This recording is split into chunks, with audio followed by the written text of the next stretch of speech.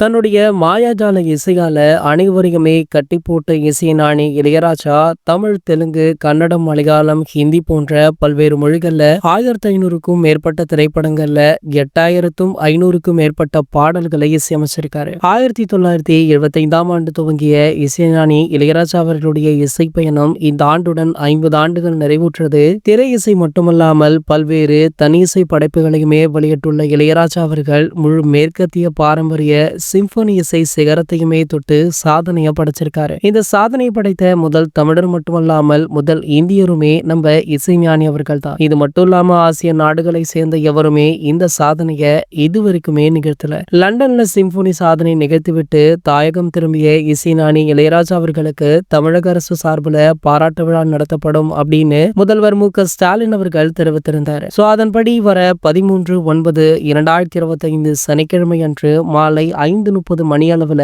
முதல்வர் ஸ்டாலின் அவர்களுடைய தலைமையில சென்னை நேரு விளையாட்டு அரங்குல இசைஞானி இளையராஜா அவர்களுக்கு தமிழ்நாடு அரசுடைய சார்பில் மிகப்பெரிய அளவுல பாராட்டு விழா நடைபெற இருக்கா. இதற்கான அறிவிப்பு தற்போது வெளியாக இருக்கு.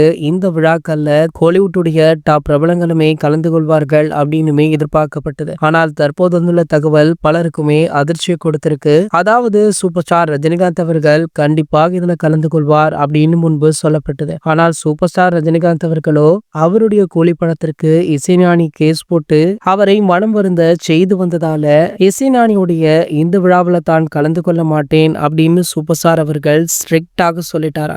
இந்த தகவல் தற்போது வெளியாகி சமூக வலைத்தளங்கள்ல வைரலுமே ஆகிட்டு இருக்கு. இது போன்ற சினிமா செய்திகளை பற்றி நீங்க உடனே தெரிஞ்சுக்க நம்மளுடைய சேனலை மறக்காம சப்ஸ்கிரைப் பண்ணிக்கோங்க.